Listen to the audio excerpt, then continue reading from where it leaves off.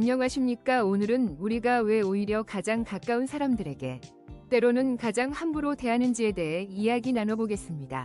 흥미롭고 어려운 주제인데요. 세 분 전문가를 모셨습니다. 심리학자 이상교 박사님, 사회학자 최미희 박사님, 그리고 경영학자 임병철 박사님이십니다. 먼저 이상교 박사님께 여쭙겠습니다. 심리적으로 볼 때 이 현상의 원인은 무엇일까요? 여러 이유가 있겠습니다만 가장 큰 원인으로는 심리적 안정감을 꼽을 수 있습니다. 가까운 관계에서는 상대방이 나의 어떤 모습도 받아줄 것이라는 강한 믿음이 있어서 굳이 가면을 쓰거나 말을 고르지 않게 되는 경향이 있죠. 스타트 밑줄 오브 밑줄 오디오 밖에서는 타인의 시선을 의식하며 에너지를 많이 소모하지만 집에서는 긴장을 풀고 자신의 본 모습을 드러내면서 이 과정에서 거친 말이나 행동이 나올 수 있습니다. 또한 투사적 동일시라는 심리적 메커니즘도 작용하는데 이는 가까운 사람을 자신의 연장선으로 인식하며 자신의 감정과 욕구를 더 쉽게 투사하게 만드는 것입니다. 때로 이러한 행동은 상대방의 감정을 고려하지 않는 결과로 이어지기도 합니다. 그리고 조건부 사랑의 개념 역시 중요합니다. 어린 시절 가족 관계에서 무조건적인 사랑을 경험하지 못했다면 성인이 되어서도 가까운 관계에서 감정 조절에 어려움을 겪을 수 있습니다. 심리적 안정감과 투사적 동일시, 그리고 조건부 사랑의 개념이 매우 흥미롭네요. 최미희 박사님, 사회학적 관점에서는 이 현상을 어떻게 설명할 수 있을까요? 사회적 역할과 기대의 차이에서 비롯된다고 볼 수 있습니다. 우리는 낯선 사람에게는 예의 바르게 행동해야 한다는 사회적 규범을 강하게 적용받지만 가족이나 연인처럼 가까운 관계에서는 이러한 규범이 다소 느슨해집니다. 오히려 내 편이니까, 나를 이해해 줄 테니까 라는 기대감 속에서 솔직함을 넘어선 무례함이 드러나기도 하는 것이죠. 가까운 관계에서만 허용되는 특정 행동 양식이 존재하는 셈입니다. 현대사회의 개인화 현상 또한 중요한 요인으로 작용합니다. 개인주의가 강화됨에 따라 가족관계의 의미가 변화하고 있으며 전통적인 가족 가치가 약화되면서 가족 구성원 간의 경계가 모호해지고 있습니다. 뿐만 아니라 디지털 세대의 특성도 고려해야 하는데요. SNS와 메신저를 통한 비대면 소통이 일상화되면서 대면 관계에서의 감정 표현과 공감 능력이 저하되는 경향을 보입니다. 이는 가까운 관계에서의 갈등을 더욱 심화시키는 요인이 될 수 있습니다. 사회적 규범의 변화와 디지털 세대의 특성이 매우 중요한 관점이군요. 임병철 박사님, 경영학적 관점에서도 이 현상을 설명해 주실 수 있을까요? 조직이나 자원 배분 같은 개념을 활용해서 말씀해 주시면 좋겠습니다. 네, 자원 배분의 관점에서 설명할 수 있습니다. 우리의 정신적, 감정적 에너지는 한정되어 있습니다.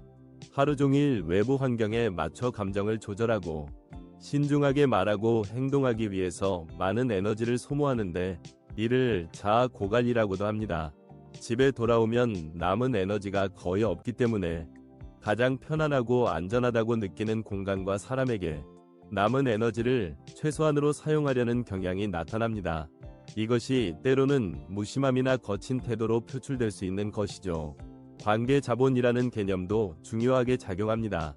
가까운 관계는 장기적인 투자가 필요한 소중한 자산이지만 현대인들은 단기적 성과와 즉각적인 만족을 추구하는 경향이 있어 관계 유지에 필요한 지속적인 투자를 소홀히 하기 쉽습니다. 또한 감정 노동의 관점에서도 설명이 가능한데 직장에서 감정을 억누르고 친절함을 유지하는데 많은 에너지를 소모한 뒤 가정에서는 감정 조절 능력이 고갈되어 부정적인 감정이 쉽게 표출될 수 있습니다. 임 박사님께서 말씀하신 자아 고갈은 심리학에서도 매우 중요한 개념입니다. 특히 외부 스트레스가 많은 사람일수록 가까운 사람에게 더 쉽게 짜증을 내는 경향을 보입니다. 감정 조절 능력의 발달 과정 또한 중요한 요인인데 어린 시절부터 감정을 건강하게 표현하고 조절하는 방법을 배우지 못했다면 성인이 되어서도 가까운 관계에서 감정 조절에 어려움을 겪을 수 있습니다.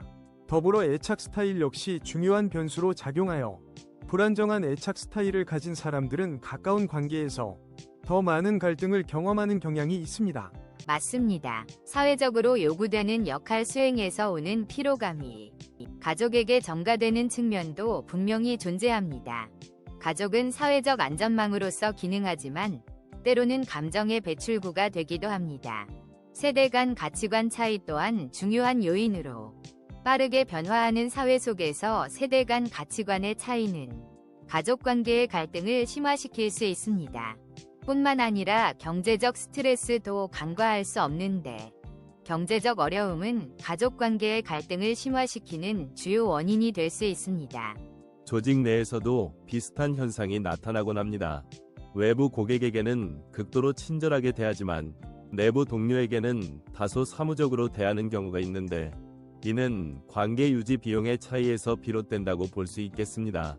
효율성과 효과성의 균형 또한 중요합니다. 현대인들은 효율성을 과도하게 추구한 나머지 관계의 효과성, 즉 관계의 질을 소홀히 하는 경향이 있습니다. 또한 시간 관리의 문제도 빼놓을 수 없는데 바쁜 일상 속에서 가족과 질적인 시간을 충분히 확보하지 못하면서 관계의 질이 저하되는 경우가 많습니다.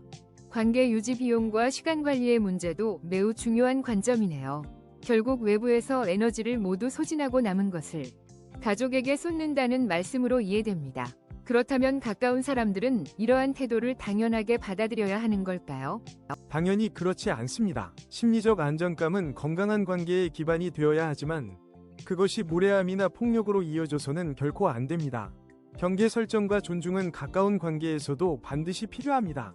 저는 건강한 의사소통의 중요성을 강조하고 싶습니다.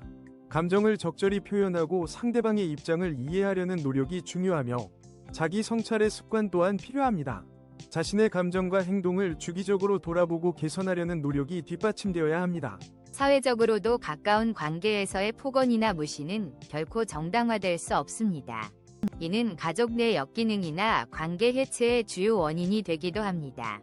가까울수록 서로를 더욱 배려하고 존중해야 한다는 새로운 사회적 규범이 필요할지도 모르겠습니다. 가족 교육의 중요성 또한 강조하고 싶은데 건강한 가족 관계를 위한 교육과 상담이 더욱 활성화되어야 합니다. 더불어 사회적 지원 체계의 구축도 필요합니다. 가족이 감당하기 어려운 스트레스를 분산시킬 수 있는 사회적 안전망이 마련되어야 합니다. 관계를 단순히 자원이나 비용의 관점으로만 바라볼 수는 없습니다. 가까운 관계는 무엇보다 중요한 정신적 자산입니다. 이러한 자산에 오히려 더 많은 긍정적 에너지를 투자해야만 장기적으로 더 큰 만족과 행복을 얻을 수 있습니다. 따라서 균형 잡힌 에너지 관리가 필요합니다. 외부 활동과 가족 관계에 적절히 에너지를 분배하는 전략을 세워야 하며 질적인 시간 투자의 중요성 또한 강조하고 싶습니다. 가족과 함께하는 시간은 양보다 질이 훨씬 중요합니다. 세 분 모두 중요한 점들을 짚어주셨습니다. 심리적 안정감, 자아 고갈, 사회적 규범과 역할의 차이, 그리고 에너지와 자원 배분 문제까지 다양한 원인이 복합적으로 작용하고 있군요. 오늘 논의를 통해 우리는 가까운 관계에서의 갈등이 단순한 개인의 문제가 아니라 여러 요인들이 복합적으로 작용하는 복잡한 현상임을 알 수 있었습니다. 또한 이러한 갈등을 해결하기 위해서는 개인의 노력뿐만 아니라 사회적 지원 체계의 구축과 새로운 가치관의 정립이 필요하다는 점도 확인했습니다. 하지만 그렇다고 해서 가까운 관계를 소홀히 해도 좋다는 의미는 아니라는 점을 다시 한번 마음속 깊이 새기게 됩니다. 오늘 귀한 통찰을 나눠주신 세 분 전문가님께 진심으로 감사드립니다. 시청자 여러분께서도 자신의 관계를 돌아보는 소중한 계기가 되셨기를 바랍니다. 감사합니다.